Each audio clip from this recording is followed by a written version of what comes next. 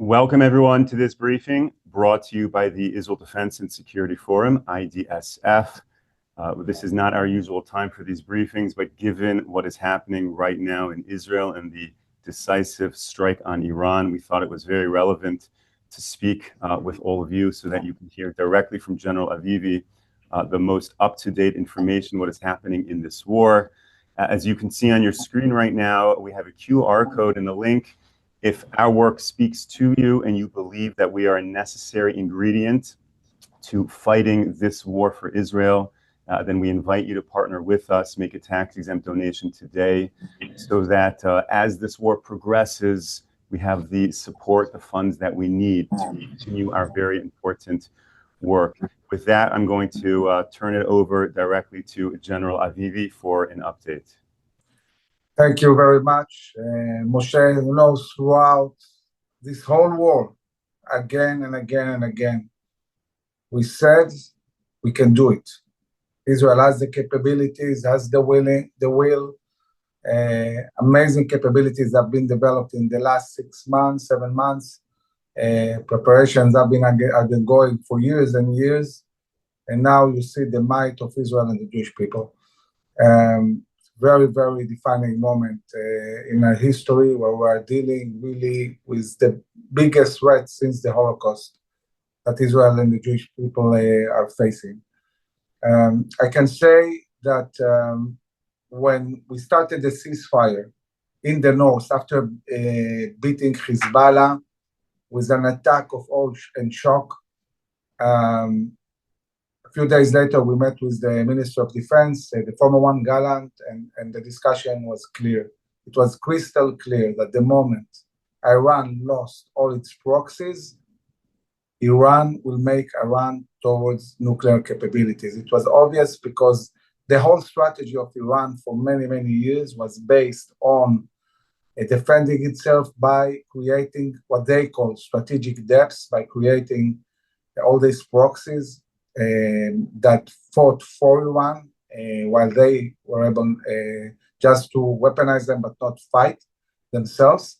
And the moment they lost these strategic depths, the only thing that could keep this regime intact in their eyes was making a run for nuclear weapons. And they decided to pursue two main strategies. One is to move fast towards the production of at least 9 nuclear bombs. And the other efforts that Iran started pushing very, very fast forward is building a very big industry of production of ballistic missiles, aiming at producing 300 ballistic missiles every month, which means that in a short period of time, they would have been able to produce thousands and thousands of ballistic missiles, each one with a ton of explosives. And these two threats, both of them, are existential for the state of Israel. So the moment we defeated Hezbollah, Israel put a clear timetable that said by the end of April, will be ready to launch a massive strike on Iranian capabilities and destroy the nuclear sites and also all the industries that produce ballistic missiles, while minimizing the ability of Iran to shoot and retaliate by destroying as many ballistic launchers and missiles in Iran. Those mostly concentrated on the western part of Iran. And the strategy was built very similarly to what we did with Hezbollah. What happened with Hezbollah is that Hezbollah, throughout the war, didn't lose all its capabilities. They could have still fought us, but they lost all the leadership and ability to take decisions. So while we went on a full-scale attack against Hezbollah, they found themselves in a situation they cannot even decide that they're in a war and change mode. This is why Israel started the attack by eliminating almost all the military leadership of Iran. And one of the important strikes was the strike on the headquarters of the Iranian Air Force, killing the Air Force commander and all its team and destroying the headquarters. The IDF attacked several very meaningful headquarters and killed more than 20 top military intelligence leaders and also scientists that are involved with the nuclear plans of Iran. And we cannot in one day destroy everything. So now we enter the campaign. As Israel was attacking, Israel also destroyed the remaining air defense capabilities of Iran, and now Israel is dominating completely Iranian airspace, being able to operate constantly on Iranian space with all the capabilities and hunting in West Iran all these ballistic missiles while continuing waves of attack on nuclear sites and strategic sites. And this will go on until Israel will reach all its missions. Can Iran retaliate? Definitely. They started retaliating by launching 100 drones, which we destroyed. But I think that after they will recuperate from this initial shock they are in, they will probably retaliate with ballistic missiles.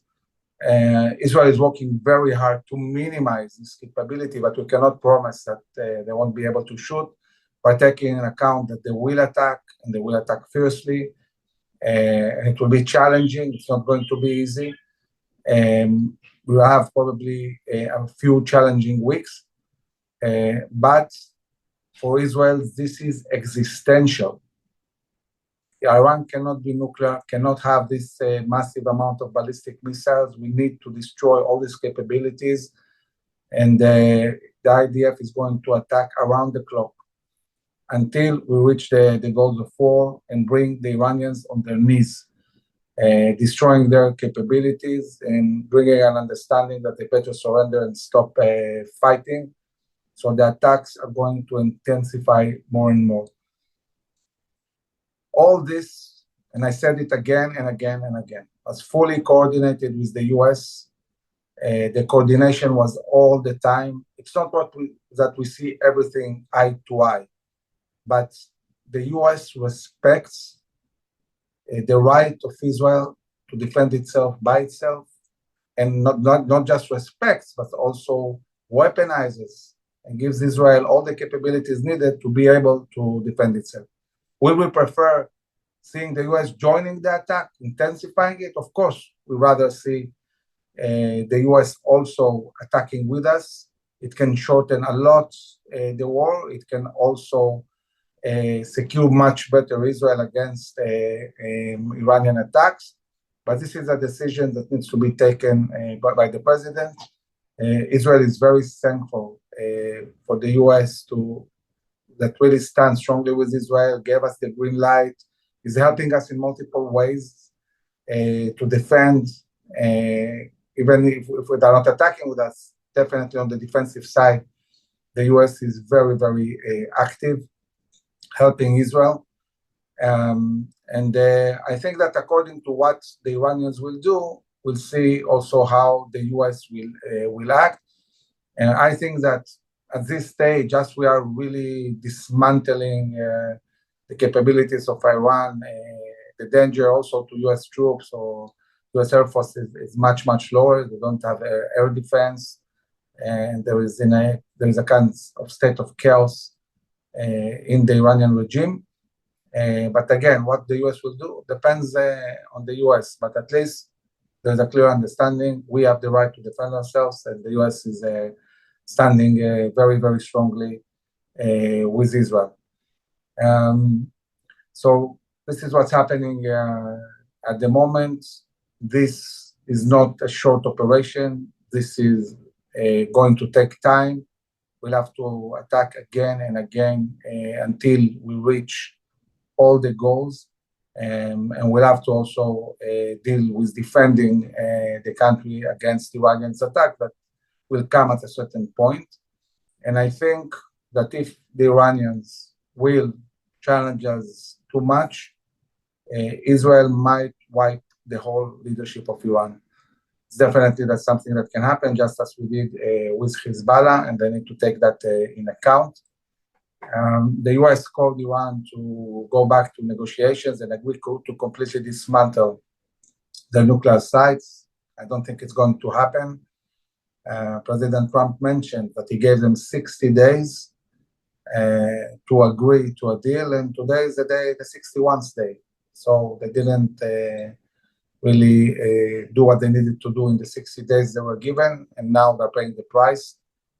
And for their stubbornness and unwillingness to stop and dismantle completely their sites, they will probably pay a much, much bigger price as we go on. We have to understand that what Israel is doing now, cutting the head of the snake, bringing down the whole Shia axis, this is not just going to impact what will happen in Iran and our ability to really destroy this big danger of nuclear capabilities and ballistic missiles. This is going to impact the whole Middle East.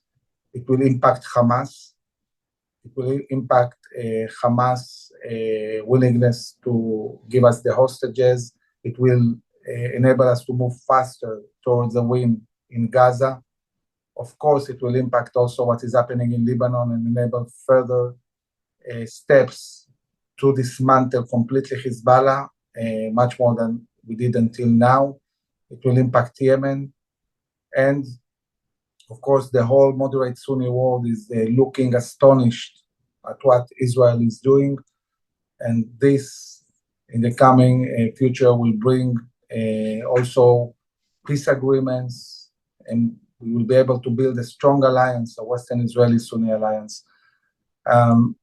Many people who look at this big attack are asking themselves, did we start a big war? And I'm saying, no, this is not the beginning of a war. This is the beginning of the end of the war. Attacking Iran fiercely is the first step towards ending the war with a decisive win on all fronts. This is the most important thing to do to really be able to move everything towards a clear win. Iran is the mastermind. They are weaponizing everybody. They are inciting. They are building all these proxies, and we need to deal with them and dismantle their capabilities. We said all along, they're a paper tiger. We can deal with them. Israel has really spent many years in building really amazing capabilities that are being used now. What we see, of course, is drones and planes, but I think everybody understands we're doing much, much more than just setting drones and planes and attacking. We have the amazing Mossad capabilities that have been prepared for many, many years, and now they are being used on a scale that is much bigger than the pagers we saw in Lebanon. I was asked many times, what rabbit do we have to pull out of the hat, looking at what we did in Lebanon, and we have many rabbits to pull out of the hat, and this is exactly what Israel is doing now, pulling all the rabbits and really making things happen and moving towards achieving the goals of war and secure Israel really for generations to come. Moshe. General, thank you for sharing all of that. And I know today has been an extraordinarily busy day for you. So thank you for making the time for all of our viewers. It's amazing that Israel has been saying it's ready to go to war with Iran, ready for decisive attack. You'd think Iran would be preparing, but yet was still this element that Israel surprised Iran and was able to make some initial accomplishments, despite presumably Iran being aware. Do you think that that was kind of part of the grand plan, in that all of this back and forth we've been seeing in the press between, is Trump and Bibi, are they on the same side, are they not? Was that really kind of a strategy for the US and Israel really to partner together on an effective operation? Yes, definitely. It's all about the surprise. The most important thing when you launch a campaign is starting it with a big surprise. It's a crucial element in your capability to really have success. And I think that with all the leaks and the media and everything that's going on, and maybe because of that, because of all this misinformation we see in the media, international and in Israel, the Iranians were really, really surprised by this massive attack of Israel that surprised them, and the shock is big. They're really shocked. They lost all the leadership, and this leadership is the leadership that has been around for years and years. It's not people you can replace. It's not easy to replace them with people that have the experience. And the Iranians are all the time asking us, okay, if Israel knows so much, what else do they know? What else can they do to us? What will happen to our government, to the regime itself? And definitely Israel has still a lot of capabilities and things that Israel can do. But again, having said that, we're all in a kind of euphoria, and everybody is very proud and relieved to see the amazing capabilities. But there will be difficult moments. There will be moments that they will shoot. It will be challenging. It is a war. It's not one-sided, and we'll have to deal with several challenges that lay ahead. General, the media is reporting that President Trump is still reaching out a hand for a deal, that somehow if Iran comes back to the negotiation table in a serious way, that would sway Israel to stop this attack. What are your thoughts on that? Well, I think that, Iranians are stubborn, they're radical, they already said they're not going to deal. And I think that maybe only when they will be hit furthermore, they will reach the point where they say, okay, we want a ceasefire, we need to stop, and let's have some kind of deal. But in order to reach this point, we really need to move forward and destroy all the sites. We started by attacking massively Natanz. Now we're attacking in Qom and Parchin, in other places. And of course, all the also military elements and industries of Iran, and continue to also take out leaders and experts.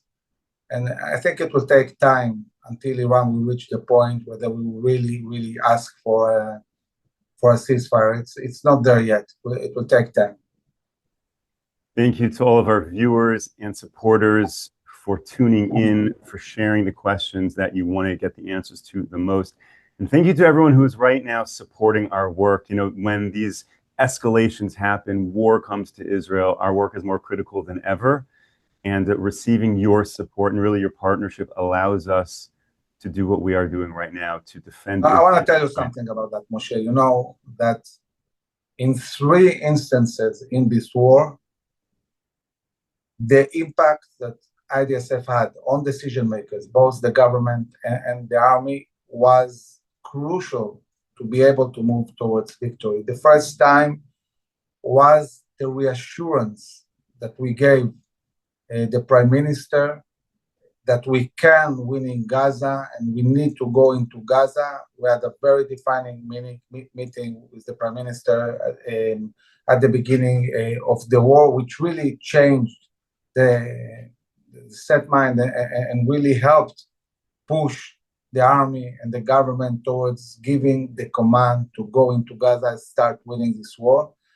The second time was talking about Lebanon. Many, many experts, and especially all our colleagues, the generals that believe in concessions and retreats, they were saying we cannot win in Lebanon. They were saying we need to postpone the war maybe 5 years. They were saying that if we fight Hezbollah, whole neighborhoods will be leveled down, and there will be no electricity, and tens of thousands of people will be hurt. And we said No, it's not the case. We are going to win this decisively. We have the capabilities, we have the will, we know exactly what the IDF and the Mossad can do, and we really helped push Israel into having really the strength to launch an attack in an unknown reality, where you don't know really exactly what will happen. And we see how successful the attack on Hezbollah was, also bringing down Syria. And of course, also the discussion about Iran. We find ourselves every day on national TV, newspapers, radio, meeting, with the government. And again, we saw again and again prominent figures in Israel saying it can't be done. We don't have the ability to do it by ourselves. America is not with us. We cannot deal with this. And we knew that this is not the case. We have said it throughout the war. The ability of Israel is beyond imagination. And I've said it this week before the attack, that in the last 6-7 months, Israel developed capabilities that are really beyond imagination, bending the laws of physics and chemistry, doing things that are going to shape reality for 50 years ahead, and is giving Israel really a huge, huge lead over all the countries in the world. Israel is not just becoming really strongest power in the Middle East, as it was even before. It's a world power. It's becoming a very, very strong and dominant country on the global scene, shaping the globe by itself. Yes, with a lot of American help with munitions and intelligence and other things, but really we are doing the fight and reshaping the whole globe as we are advancing in reaching our goals of war. Well, you heard it straight from the general how critical IDSF is at this time throughout this war, really providing that strength to the policymakers and the people in that direction. So, General, thank you so much. And to all of our viewers, you can become supporters. And to all of our supporters, thank you so much for partnering with us to fight for Israel. We will plan to be back with you Monday, 10 a.m. Eastern time as usual, but check your emails. And if you're not on our email list, get on our email list in the event that we choose to do an additional update and an additional briefing on Sunday. So check your emails if that comes out. I'm saying it as a general, okay? We usually deals with military stuff and technologies and strategies and so on. The one big strength we have is our God. The God of Israel is with us. He's accompanying every soldier and every pilot all over the Middle East. And what can we do? We're a nation that is above nature. And our enemies, it's time they realize that. So we have to do our side. But we have to remember that we are part of something big, special. And when we unite and fight together, there is no force on this globe that can deal with us. So really, support the state of Israel, help us. We need to empower our people. We need to unite them. We need to embolden them. And the government will have difficult days ahead, but in the coming months, there will be a decisive, clear victory on all fronts, and a new era will start for the people of Israel. Amazing. Brigadier General Amir Avivi, thank you so much. Thank you to our viewers and supporters. We'll be back with you on Monday or Sunday. Until then, stay safe, stay strong. Take care, everyone.